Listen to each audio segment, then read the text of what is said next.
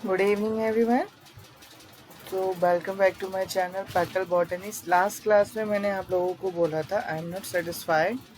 तो sperm structure हमने clear कर लिया था, लेकिन उससे पहले हमने स्पर्मेटोजेनेसिस करा था। स्पर्मेटोजेनेसिस तक आई होप आप सबको क्लियर हो गया होगा कि फॉर्मेशन ऑफ स्पर्म और स्पर्म कैसे फॉर्म्ड होता है, ये हमने पढ़ा था। ठीक है, कौन से हार्मोन रिस्पॉन्सिबल होते हैं और कैसे प्रोड्यूस होता है। तो एक्चुअल में spermatogenesis is an a part of gametogenesis. इसको एक और बार देख लेते हैं। तो गैमेटोजेनेसिस में आपका spermatogenesis as well as oogenesis दोनों आ जाएंगे। स्पर्मेटो एंड oogenesis दोनों ही पार्ट इसके अंदर आ जाएंगे। ये दोनों क्या है, एक बायोलॉजिकल प्रोसेस है जिसमें डिप्लॉयड या हैप्लॉयड प्रिकर्सर सेल्स आपके कुछ सेल डिवीजन में जाते हैं एंड दैट सेल डिवीजन के बाद उनमें डिफरेंशिएशन होता है ताकि वो मैच्योर हैप्लॉयड गैमेट प्रोड्यूस कर सके। जैसे कि अगर हम बात करें एनिमल सेल प्रोड्यूस कितने तरह के गैमेट्स प्रोड्यूस करता है? दो तरह के गैमेट सेल प्रोड्यूस करता है, एग एंड स्पर्म। तो एग आपका कहाँ प्रोड्यूस होता है? In female and sperm in males. तो स्पर्मेटोजेनेसिस मेल्स में होती है और oogenesis इन फीमेल्स होती है। This is the spermatogenesis overview. और इन सम डिटेल आप देखोगे कि जो स्पर्मेटो की डिवीजन और डिफरेंशिएशन है ना बच्चों, वो 74 डेज में होती है। किसी किसी बुक में ये 65 to 75 डेज भी लिखा है, बट एक्चुअल में 74 डेज में ये स्पर्मेटोजेनेसिस कंप्लीट होती है। तो कि कहाँ पे आपके स्पर्म फॉर्म प्रेजेंट होते हैं, प्रोड्यूस कहाँ होते हैं? इन सेमिनिफेरस टिब्यूल। और ये एक्टिव रहेंगे अपनी सेक्सुअल लाइफ में मेल मैमल से। तो जो ये प्रोसेस होता है जिसमें डिप्लॉयड सेल मियोसिस में जाएगा और 4 हैप्लॉयड स्पर्म बनाएगा, उसको हम स्पर्मेटोजेनेसिस कहते हैं। तो यहाँ पर जो स्पर्मेटोगोनिया है, जैसे तो देखो प्राइमोर्डियल जर्म सेल्स था, इसका डिफरेंशिएशन हुआ, स्पर्मेटोगोनिया बना। स्पर्मेटोगोनिया प्रोलिफरेट करेगा और माइटोटिक सेल डिवीजन के अंदर जाएगा। ठीक है, ये क्या बना लेगा? एक primary spermatocytes. Now these primary spermatocytes undergo meiotic division. यहाँ तक देखना डिप्लॉयड कंडीशन है, ये आपका मियोटिक डिवीजन में जाएगा। Now secondary spermatocytes form. ठीक है, तो सेकेंडरी स्पर्मेटोसाइट्स भी आपका क्या है? ये फर्स्ट मियोटिक डिवीजन हुआ है, यहाँ पे ये फर्स्ट हुई, ये भी सेकेंडरी अभी क्या है, ये देखो। आपकी जब फर्स्ट मियोटिक डिवीजन होती है, मियोसिस में 2 डिवीजन होती है ना, एक रिडक्शन भी होता है और एक एक्यूटेशन भी होता है। सेकेंडरी स्पर्मेटोसाइट्स और primary spermatocytes both are diploid in nature. After that second meiosis occur and 4 different not different different नहीं कहेंगे हम, 4 हैप्लॉइड जर्म सेल्स बनते हैं जिनको हम स्पर्म्स कहते हैं। ठीक है, तो ये प्यूबर्टी आपकी ये प्रोसेस आपका इन मेल्स में होता है at the time of puberty, और टिल कंटिन्यू डेथ तक ये चलता ही रहता है। तो प्यूबर्टी कब स्टार्ट होगी? 12 to 14 ईयर्स इन मेल। तो अब स्पर्मियोजेनेसिस क्या है? स्पर्मेटिड से स्पर्म का प्रोडक्शन स्पर्मियोजेनेसिस कहलाता है। आपके जो स्पर्म हैं वो आपके एपिथेलियोइड इन नेचर होते हैं। जैसे लास्ट क्लास भी मैंने बताया था, एपिथेलियोइड इन नेचर कहने के बाद they are jointed to each other. They इनके पास क्या है? टेल है, मोटिलिटी पावर है, फर्टिलिटी पावर भी है, but still they do not move. इनको ये मूव नहीं कर पाएंगे because for their movement they required fluid. जैसे ही ये फीमेल बॉडी में एंटर करेंगे, they lose their epithelioid in nature और they start moving and fertilize the egg। अब हम स्पर्मियोजेनेसिस समझ चुके। अब आपका एक स्पर्म में क्या होता है, वो सारे ऑर्गेनली प्रेजेंट होते हैं जो एक एग को चाहिए। वैसे एक एग आपका ऑलरेडी वो सभी चीज कंटेन करता है जो एक बेबी के डिफरेंशिएशन के लिए रिक्वायर्ड होता है या बेबी के डेवलपमेंट के लिए रिक्वायर्ड होता है, but it does not have one thing only which is centrioles. इसके पास ये सेंट्रियोल नहीं होता, and this centriole is carried forward bye sperm. तो कंपैक्शन होना ज़रूरी होता है स्पर्म में। तो क्या होता है कि आपका डीएनए को भी स्पर्म में जाना है। जैसे डीएनए क्या है, आपका जेनेटिक मटेरियल है। जेनेटिक मटेरियल किस में जाएगा, न्यूक्लियस में जाएगा। तो आपका नॉर्मली जब जेनेटिक मटेरियल कॉम्पैक्ट होता है, पैकेजिंग होती है, नॉर्मल सेल की मैं बात कर रहा हूँ, तो उसमें कुछ बेसिक प्रोटीन्स होते हैं, उनको हम बोलते हैं हिस्टोन्स। ये बेसिक प्रोटीन डीएनए को टाइटली पैकेजिंग में हेल्प करते हैं। सिमिलरली आपका sperm is very small in nature, microscopic है इसका साइज।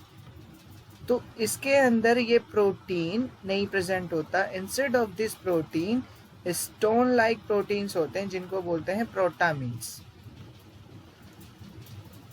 ये एग्जैक्टली हिस्टोन्स की तरह होते हैं, और like histones they are also basic in nature. और ये हिस्टोन से भी ज़्यादा टाइटली पैकेजिंग कर देते हैं। कैसे? Because they contain disulphide linkage. इनके पास सिस्टीन रेसिड्यू होता है, जिसकी वजह से ये पैकेजिंग में एडिशनल हेल्प मिलती है, और डाइसल्फाइड लिंकेज भी प्रेजेंट होते हैं। तो आपके स्पर्म में अगर देखा जाए तो सारे के सारे ऑर्गेनेली डीजनरेट हो जाते हैं, एक्सेप्ट न्यूक्लियस, जिसके अंदर आपकी डीएनए प्रेजेंट है इन हाईली कंडेंस्ड फॉर्म में। गोल्जाए, सेंट्रियोल्स जो एग को एक्चुअल में देना है, mitochondria which is also called the power house of cell, जो एनर्जी देगा स्पर्म को स्विमिंग करने में। यहाँ पर लिखा भी है degeneration of organelle except mitochondria, nucleus, Golgi and centrioles. ये भी हम पढ़ चुके हैं। तो ये हम एक बार स्पर्म का डायग्राम देख लेते हैं। This is known as acrosome which help in penetration of sperm. Sperm की पेनिट्रिएशन में, सॉरी हाँ, एग को पेनिट्रिएशन में हेल्प करेगा। एग की पेनिट्रिएशन में स्पर्म की हेल्प करेगा। Acrosome is made up of an modified Golgi. Actual में एक्रोसोम क्या है, इसके अंदर लाइजोसोमल एंजाइम्स होते हैं। ठीक है, ये लाइजोसोम्स किससे प्रोड्यूस होते हैं, ये गोल्जाई से ही प्रोड्यूस होते हैं। दैट इज वाई ये कहा जाता है कि एक्रोसोम्स में मॉडिफाइड गोल्जाई प्रेजेंट होते हैं। तो ये क्या करेंगे, एग की जो लेयर है उसको पेनिट्रेट करने में स्पर्म की हेल्प करेंगे। उसके बाद सरफेस मेम्ब्रेन होती है, बीच में ये बड़ा सा वैक्यूल है। ठीक है, anterior head cap, posterior head cap, उसके बाद नेक आता है, बॉडी, और यही जो बॉडी है इसी के अंदर माइटोकॉन्ड्रिया होते हैं, जो एटीपी देता है स्पर्म को इन देयर मूवमेंट। मूवमेंट में कैसे, ये क्योंकि स्पर्म को बहुत लंबा पार्ट ट्रेवल करना है to fertilise an egg, that's why it required an a lot of energy, and that energy is given by this mitochondria. वो जो टेल होती है वो किससे बनी होती है आपकी,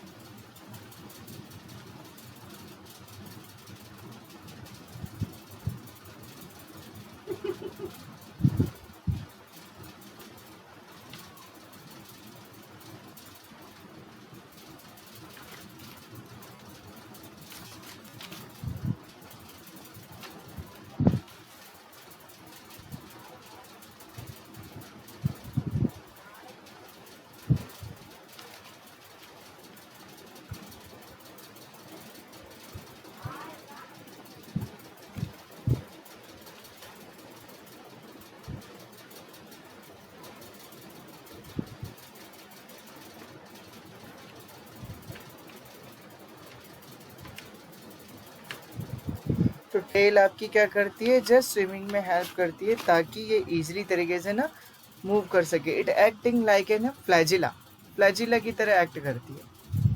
तो ये चीज़ हमने एक बार देख लिया। एक बार हम आपका रिटर्न भी देख लेते हैं जो इसके अंदर दे रखा है। ये देखो यहाँ पे क्या लिखा है, जो मिडल पीस है वो पोजेस करता है माइटोकॉन्ड्रिया, जो मूवमेंट के लिए एनर्जी देता है, ऑफ कोर्स फर्टिलाइजेशन की मोटिलिटी, मैंकेटी, मैनेकेटी। मैनेकेटी क्या है? ये मिडल पीस का जो थिक लेयर होती है उसको हम मैनेकेटी कहते हैं, ठीक है। और जो स्पाइरल अरेंजमेंट दिख रहा है आपको इस माइटोकॉन्ड्रिया में, ऐसा जो स्पाइरल अरेंजमेंट दिख रहा है, दिस इज नेबेनकर्न। इसको हम क्या बोलते हैं? Nebenkern arrangement. It is in spiral arrangement. और ये ह्यूमन बीइंग में नहीं दिखेगा एक्चुअल में, ये किसी इंसेक्ट के स्पर्म में ही दिखेगा। Nebenkan is in a spiral arrangement of mitochondria in some species insect. Human जैसे ही इजैकुलेट करता है स्पर्म को, approx 200 to 300 millions of sperms ejaculated during coitus, जो एक नॉर्मल फर्टिलिटी है, यानी 60% sperm must have normal shape. तो इसमें क्या होता है, इन 200 to 300 मिलियन स्पर्म में से सिर्फ 60% have an a normal shape. और ये सारे के सारे ही नहीं, मतलब फर्टिलाइजिंग कैपेसिटी रखे हुए हैं। All have an a fertilizing capacity but they have to be activated. That activation is called capacitation, ठीक है। इसी को हम बोलते हैं कैपेसिटेशन। क्यों? क्योंकि स्पर्म को क्या है, अगर सभी स्पर्म के पास कैपेसिटी की सभी स्पर्म के पास फर्टिलाइजेशन की अगर पावर हुई तो it is very complicated for an egg, उसके लिए कंपटीशन बढ़ जाएगा। That's why sperm have to be undergone capacitation in which sperm is activated. और ये क्या होता है? फीमेल बॉडी में होता है। It is not occurring in male body. तो आपकी क्या है कि फीमेल बॉडी में स्पर्म ओनली आपका 3 days अप्रॉक्सीमेटली सर्वाइव कर पाता है, whereas in epididymis it can be present, या it cannot die at least up to 30 days, यानी 1 month तक ये डाई नहीं करेगा। लेकिन after 3 days in female body the sperm can lose the fertility power and die. तो यहाँ तक क्लियर हो गया था, तो मैं आगे लेके चलता हूँ। अब जब स्पर्म क्या है, स्पर्म ने सेंट्रियोल, सिर्फ न्यूक्लियस ही नहीं डोनेट किया है एग को, इसने अपना सेंट्रियोल्स भी डोनेट किया है, जिससे आपका एग से जाइगोट प्रोड्यूस हुआ है। अब ये जो सेल है is not able to transcribe that gene. क्यों नहीं ट्रांसक्राइब कर पाएगा? जाइगोट तो बन गया, ठीक है, न्यूक्लियस दे दिया, but the cell is not be able to transcribe that gene. जो न्यूक्लियस में जीन प्रेजेंट है वो ट्रांसक्राइब नहीं हो सकेंगे। क्यों? Because of presence of cysteine bond. ये डबल डाइसल्फाइड जो लिंकेज है, इसकी वजह से न्यूक्लियस बहुत ज़्यादा हाईली कॉम्पैक्टेड है, हाईली कॉम्पैक्ट पैक है। तो इस बॉन्ड को तोड़ना बहुत ज़रूरी होता है। तो before fertilizing an egg they have to be broken down. और ये ब्रोकन डाउन कैसे होंगे? मैं ये नहीं कह रहा कि तुरंत ब्रोकन डाउन हो गए। आपके एग की भी बहुत सी लेयर होती हैं। Once sperm penetrate the outermost layer of an egg, their bond have to be broken down. उनके बीच के bond which tightly pack the nucleus have to be broken down. उनको ब्रोकन डाउन होना बहुत ज़रूरी होता है। And that can be happen only within an egg. Egg के अंदर ही हो सकता है, एग के आउटसाइड नहीं हो सकता। दैट्स वाई मैंने कहा था कि एग को पेनिट्रिएट करना पड़ेगा पहले स्पर्म को। जैसे ये पेनिट्रिएशन करेगा, ठीक, क्या हो जाएगा फिर? आपके जो स्पर्म में न्यूक्लियस और सेंट्रियोल प्रेजेंट है उनको डोनेट करना है। किनको डोनेट करना है? एग को डोनेट करना है। क्योंकि आपका स्पर्म सिर्फ सेंट्रियोल ही नहीं डोनेट करता, वो न्यूक्लियस भी डोनेट करता है एग को, ठीक है। तो बिफोर डोनेशन, क्योंकि क्या होता है, एक सेल दूसरे सेल में जब मिक्सअप होता है, जब फ्यूज होता है, तब वो अपना जीन को ट्रांसक्राइब कर दे दूसरे जीन में, दूसरे सेल के जीन में। लेकिन ऐसा हो नहीं सकता इन स्पर्म। क्यों? क्योंकि न्यूक्लियस हाईली पैक्ड है, बहुत ज़्यादा कॉम्पैक्टेड फॉर्म में है। तो ये कॉम्पैक्टेशन क्यों है? Because of cysteine bond which created a disulphide linkage because of an protamines. Protamine बहुत तगड़ा डाइसल्फाइड लिंकेज बनाते हैं। तो इन बॉन्ड्स को तोड़ना बहुत ज़रूरी है। And that bond is only broken down with in an egg. अगर कोई भी एग के बाहर इनको तोड़ देगा तो कोई भी मतलब क्या हो जाएगा? स्पर्म कभी भी फ्यूज़ कर जाएगा। इसलिए कोई भी स्पर्म फ्यूज़ कर जाएगा। इसलिए एग के पास ही एक ऐसा प्रोटीन होता है जो इस बॉन्ड को तोड़ेगा, जिसको बोलते हैं ग्लूटाथियोन। ठीक है, तो egg contain in glutathione which broken down this disulphide linkage of nucleus.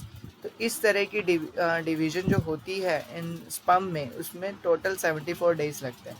तो 65 to 75 days in male body और in female body up to 74 days up to fertilisation. तो फर्टिलाइजेशन तक 74 डेज होते हैं स्पर्म के। क्लियर है? अब जैसे ही मैंने बोला था sperm before ejaculation it is present in epithelioid in nature. ये ह्यूमन बॉडी में ही आपका क्या करता है, एक मैच्योर स्पर्म की फॉर्म में कन्वर्ट होता है। It is not present in mature sperm in male body. they have a motility power, they have a capacity power, they have a fertility power, but still they are not they cannot swim individually। ये individually swim नहीं कर सकते। ठीक है, इस तरह से present होता है। ये देखो, ये आपका माइटोकॉन्ड्रिया है, न्यूक्लियस आपका ऐसे प्रेजेंट है यहाँ, आई थिंक आपको दिख रहा होगा। सेंट्रियोल्स यहाँ प्रेजेंट है, माइटोकॉन्ड्रिया ऐसे है, और ये बाहर की सेल मेम्ब्रेन। ठीक है, अब क्या होता है, धीरे धीरे इसके अंदर डेवलपमेंट होता है, कॉम्पैक्शन हो रहा है स्पर्म का, क्योंकि ये सारी चीज़ों को कॉम्पैक्ट होना बहुत ज़रूरी है, जिसको हम बोलते हैं स्पर्मियोजेनेसिस। स्पर्मियोजेनेसिस होना बहुत ज़रूरी होता है because sperm is not highly compacted form. ये कॉम्पैक्टेड फॉर्म में नहीं प्रेजेंट है, it have to be present in compacted form. तो क्या होगा, धीरे धीरे एक्रोसोमल वेसिकल्स प्रोड्यूस होंगे। ठीक है, अब ये फ्लैजिला जो सेंट्रियोल्स है ये मूव करेगा in up towards the nucleus side. अब ये देखो, फ्लैजिला में राइज हो रहे हैं, फ्लैजिला में राइज होने के माइक्रोट्यूब्यूल्स बन रहे हैं। डाइनिन मोटर प्रोटीन है। ठीक है, ये एक बहुत इंपॉर्टेंट मोटर प्रोटीन है स्पर्म के लिए। ये गोल्जाई एपरेटस है। धीरे धीरे ये सेल मेम्ब्रेन डीजनरेट होती जा रही है, सारे के सारे ऑर्गेनल डीजनरेट हो जाएंगे, सिर्फ कितने बचेंगे, mitochondria, nucleus, Golgi and centrioles. ये देखो, धीरे धीरे ये एपिथेलियोइड नेचर को लूज कर रहा है और एक मैच्योर स्पर्म बना रहा है, जिसको हम देखते हैं। ठीक है, तो individual which lack dynein on all their ciliated and flagellated cell, जिन इंडिविजुअल में ये डाइनिन प्रोटीन नहीं होता वो क्या होते हैं, वो स्टेराइल होते हैं, because they are suffer from an disease which is called as an, कौन सी डिजीज होती है उनमें,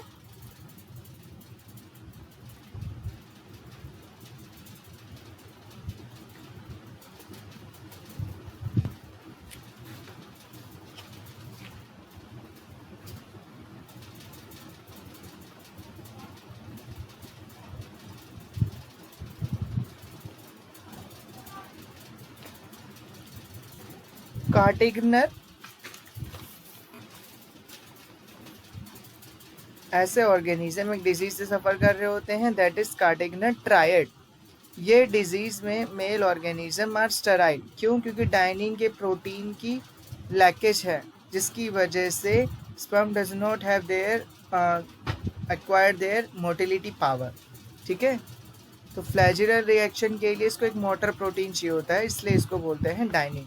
तो ये जो डाइनिन है कैसे एक्ट करता है, रेट्रोग्रेड मूवमेंट करता है, यानी एंटी क्लॉकवाइज घूमेगा ये। ठीक है,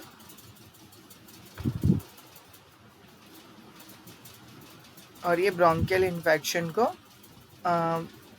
पुशन करेगा, जिसकी वजह से रेस्पिरेटरी सीलिया इमोटाइल हो जाएंगे। अब हम पढ़ने जा रहे हैं सेकेंडरी सेक्स ऑर्गन। अभी तक हमने प्राइमरी सेक्स ऑर्गन के बारे में पढ़ा था, टेस्टिस था जो, और उससे रिलेटेड हमने बाकी के पार्ट्स के बारे में पढ़ा था। अब हम सेकेंडरी सेक्स ऑर्गन में एपिडिडाइमिस, वास differentia, seminal vesicles, prostate glands, Cowper gland और पीनिस, इन चीज़ों के बारे में पढ़ेंगे, इन 6 ऑर्गन्स के बारे में पढ़ेंगे। These are called as an secondary sex organ because they are not directly involve in gamete production. ये गैमेट प्रोडक्शन में डायरेक्ट इन्वॉल्व नहीं है। ठीक है, but they are involve in the sperm storage, उसके ट्रांसपोर्टेशन में, या स्पर्म के मैच्योरेशन में इन्वॉल्व है।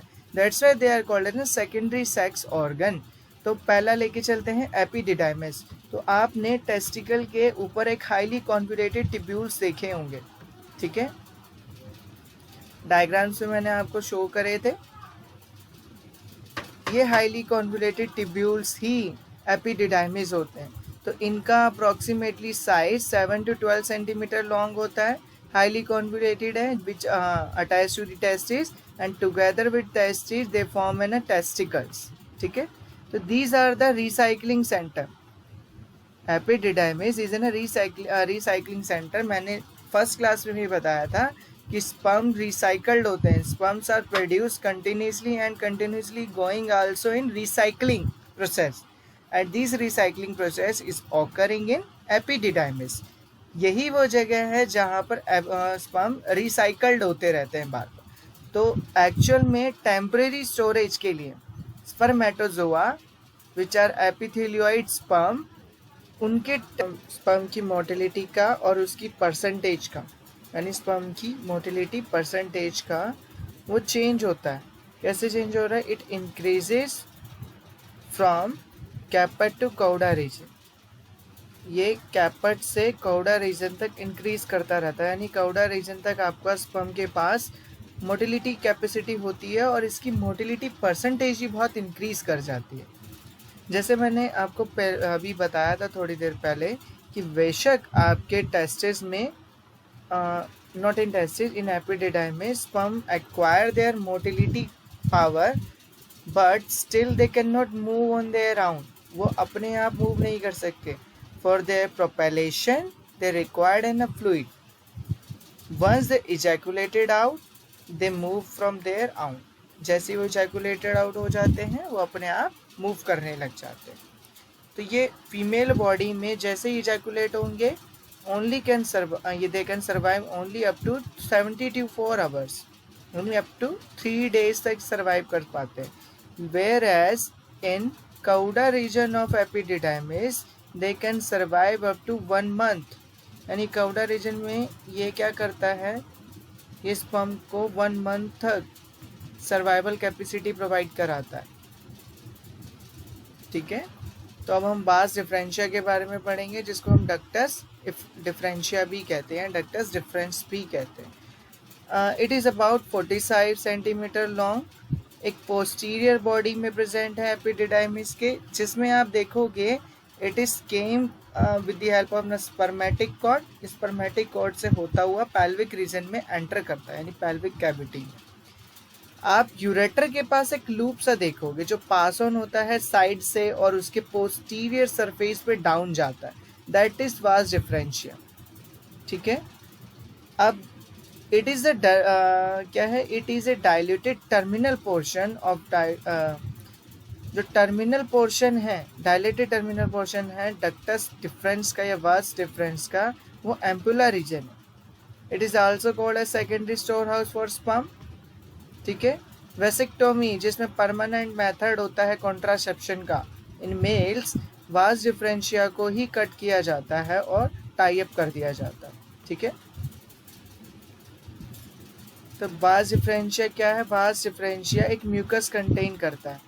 That mucus contain in pseudostratified columnar epithelium and lamina propria. ये दोनों के दोनों एक एरियोलर कनेक्टिव टिश्यूज है।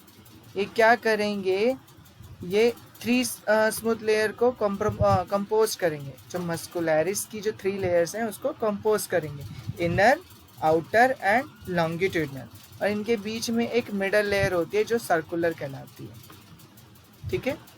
इनर एंड आउटर कैसी है? लॉन्गिट्यूडनली लेयर्स हैं, whereas middle layer is circular in nature. तो फंक्शनली क्या है डक्टस डिफरेंस का? ये स्पर्म को कन्वे करेंगे जब वो आपका एपिडिडाइमिस से यूरेथ्रा रीजन में जा रहा है with the help of an peristaltic contraction, यानी पेरिस्टल्टिक मूवमेंट की हेल्प से, due to its muscular coat. Peristaltic movement हो रही है, एपिडिडाइमिस यूरेथ्रा की तरफ इंक्रीज मूव ऑन कर रहा है, और जो स्टोर्ड स्पर्म है वो इजैकुलेट नहीं होते इस टाइम पे, ये रीअब्जॉर्ब्ड हो जाते हैं एक्चुअली।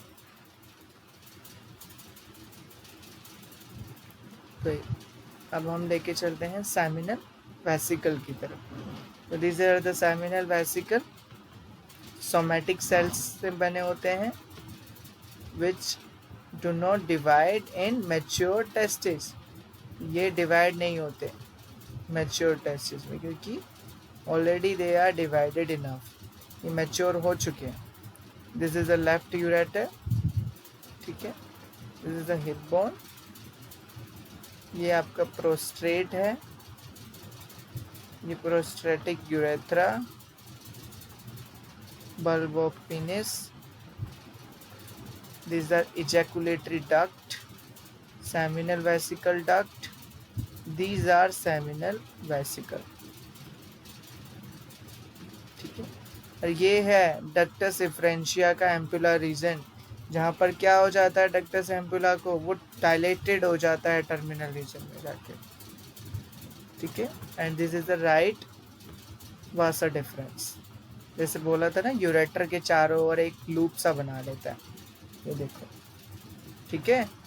ये यूरेटर है, यूरेटर के चारों ओर एक लूप सा बना लेता है और उसको साइड और डाउन रीजन से कवर्ड अप कर देता है. तो सेमिनल वेसिकल की बात करें तो सेमिनल वेसिकल पेयर्ड में प्रेजेंट होते हैं, जिनको हम सेमिनल ग्लैंड्स भी कहते हैं, ठीक है. These are highly convoluted pouch like structure जो अबाउट 2 सेंटीमीटर लेंथ हैं. पोस्टीरियरली लाई करेंगे हमारे यूरिनरी ब्लैडर के बेस पे, और एंटीरियरली रेक्टम के साइड पे ये लाई करेंगे.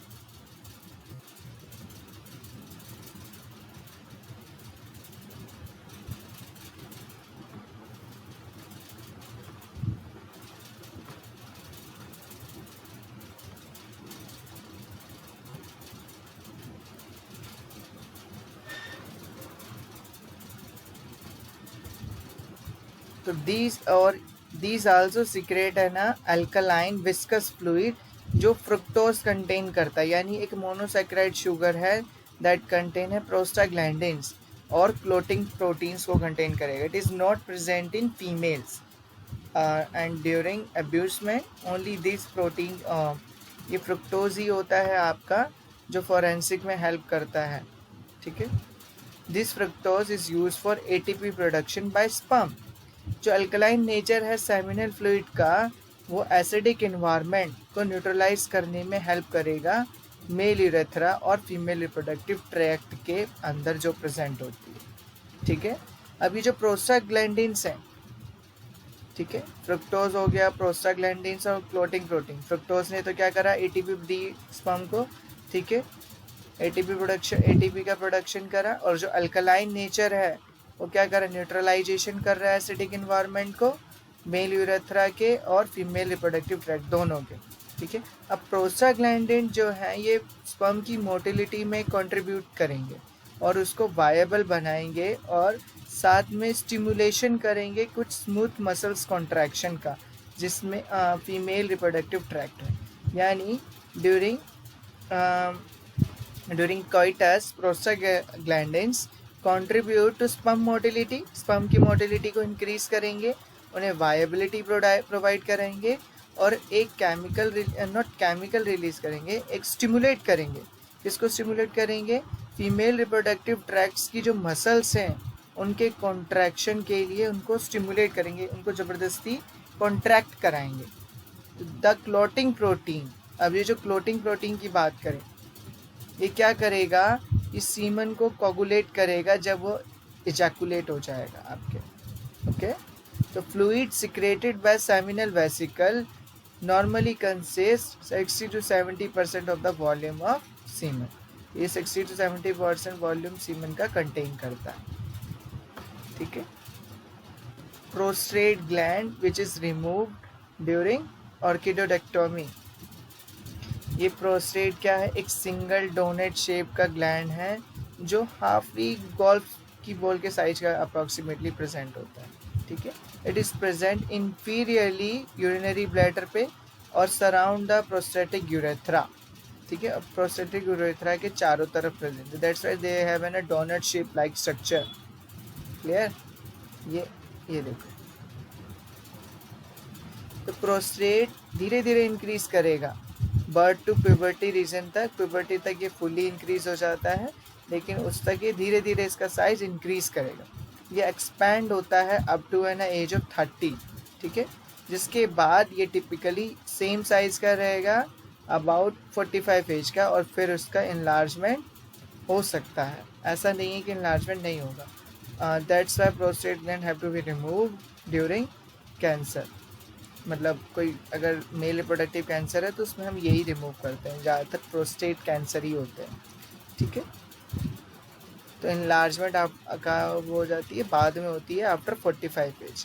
तो BPH एक जो benign prostate hyperplasia is an enlargement of prostate in advance age, ठीक है। एडवांस एज में इसका इनलार्जमेंट होने लग जाता है।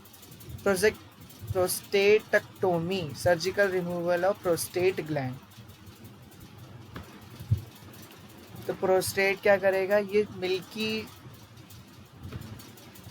एक मिल्की लाइक सब्सटेंस को सिक्रीट करेगा विच इज़ एसिडिक फ्लूइड। ये इसका एसिडिक फ्लूइड है, और ध्यान देना it contain an acidic fluid, और seminal vesicle contain an basic fluid that contain several substance, जिसमें बहुत से सब्सटेंस होंगे। सिट्रिक एसिड प्रोस्टेटिक फ्लूइड में होगा, जो स्पर्म से यूज हो स्पर्म जिसको यूज कर लेगा फॉर ATP प्रोडक्शन विया क्रेब्स साइकिल, ठीक है। और कुछ प्रोटियोलिटिक एंजाइम्स भी होते हैं, और लाइजोजाइम्स अमाइलेज होंगे, हाइलोड्रोनाइज होगा, जो एग की लेयर्स को ब्रेकेज में हेल्प करेंगे। फ्लोटिंग प्रोटीन जो होती है सेमिनल वेसिकल्स की, उसको भी ब्रेकेज में ये हेल्प करता है, ठीक है।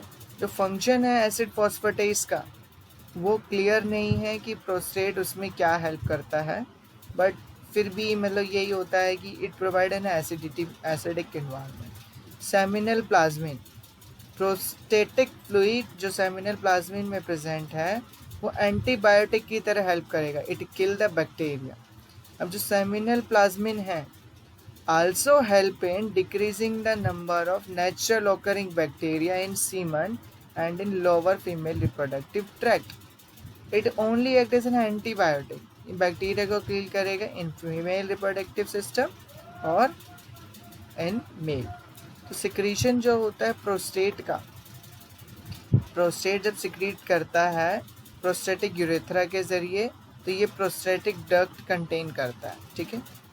तो प्रोस्टेट कैसे सिक्रीट आउट हो रहा है, प्रोस्टेटिक यूरेथ्रा के जरिए जब एंटर करता है विया prostatic ducts. Prostatic ducts prostate contain करते हैं, थ्रू विच प्रोस्टेट एंटर विया the help of prostatic urethra. अब ये प्रोस्टेटिक सिक्रीशन आपका 20 to 25% सीमन का वॉल्यूम कंटेन करता है, ठीक है, और स्पर्म की मोटिलिटी और वाइबिलिटी को बनाए रखेगा या उसको इंक्रीज करेगा। तो एक और बार देख लेते हैं। प्रोस्टेट क्या कर रहा है, मिल्की स्लाइडली एसिडिक कंटेन कर रहा है, that contain several substance, citric acid, ठीक है। सिट्रिक एसिड क्या कर रहा है, प्रोस्टेटिक फ्लूइड में जो स्पर्म प्रेजेंट होगा उनका ATP प्रोडक्शन करने में हेल्प करेगा विया क्रेब्स साइकिल। और जो प्रोटियोलिटिक एंजाइम्स हैं वो क्लोटिंग प्रोटीन और सेमिनल वेसिकल्स को लेयर्स को तोड़ने का काम करेंगे, और साथ में broking of the egg layers, ठीक है। जो एसिड फॉस्फेटेज है उसका कोई अभी तक क्लियर नहीं है कि वो क्या काम करता है। और इस सेमिनल प्लाज्मिन जो है that act as an antibiotic. और ये जो प्रोस्टेट एंटर कर रहा है यानी प्रोस्टेटिक फ्लूइड एंटर कर रहा है वो प्रोस्टेटिक यूरेथ्रा के जरिए एंटर कर रहा है विया जो आपका जिसमें से प्रोस्टेटिक डक्ट्स ने उनको किया है। क्या किया है, प्रोस्टेटिक डक्ट्स में ये प्रोस्टेटिक फ्लूइड प्रेजेंट है, इसकी हेल्प से prostatic urethra enter the prostate fluid secretion. 20 to 25% आपका प्रोस्टेटिक सिक्रीशन प्रेजेंट होता है सीमन में, जो कंट्रीब्यूट करेगा स्पर्म की मोटिलिटी और वियाबिलिटी को। अब काउपर्स ग्लैंड की बात करेंगे, जिसको हम बल्बोरेथ्रल ग्लैंड्स भी बोलते हैं। काउपर ग्लैंड्स और bulbourethral glands are present in pair, ये पेयर में प्रेजेंट है, पी शेप साइड स्ट्रक्चर हैं और प्रोस्टेट के इंफीरियर साइड पे प्रेजेंट है, दोनों ही यूरेथ्रा की लेयर। ये यहाँ पर मैं एक मिनट दिखाता हूँ।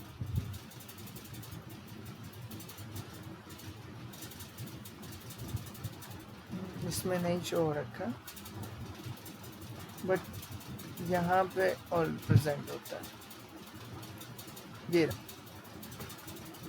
ठीक है। ये पी शेप की साइज का ग्लैंड्स प्रेजेंट होते हैं दोनों तरफ।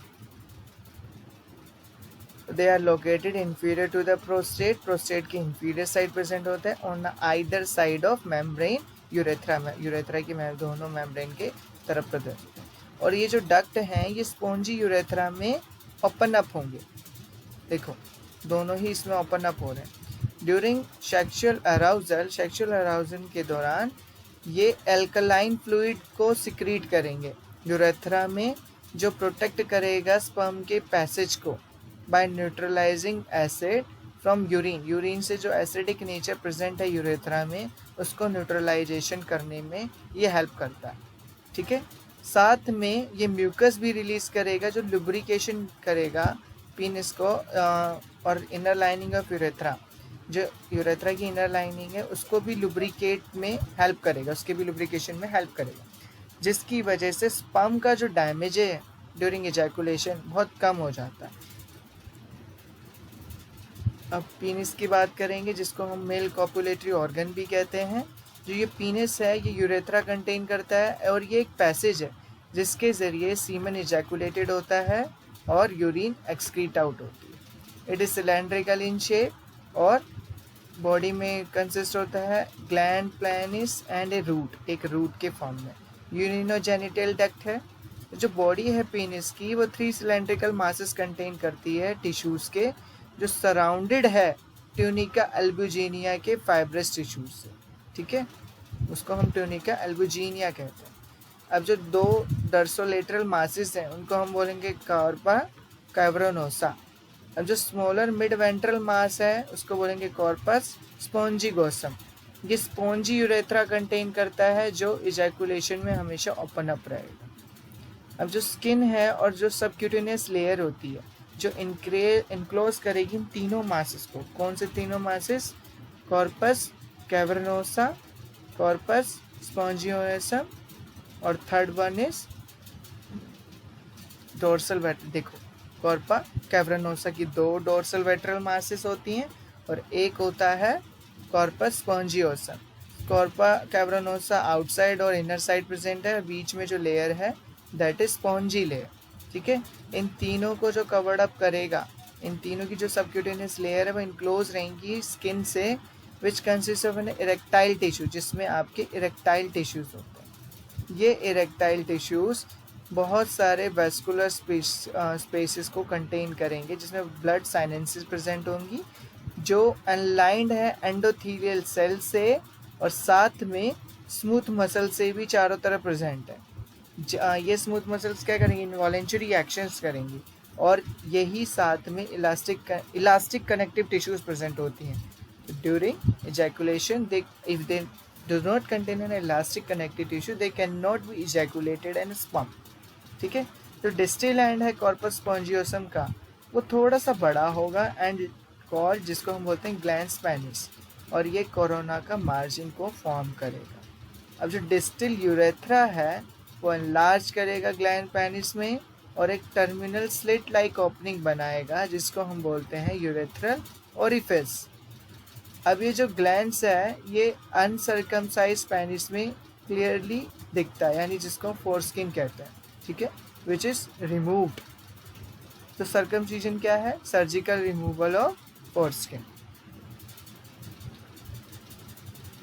तो यहाँ पर एक बार देख लेते हैं, ये देखो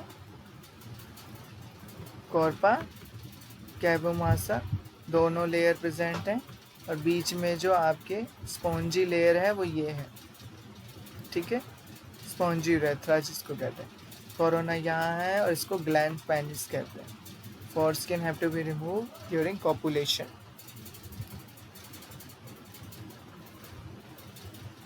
तो बाकी का हम नेक्स्ट क्लास में करेंगे। I hope you like my video, please subscribe my channel. Thank you so much.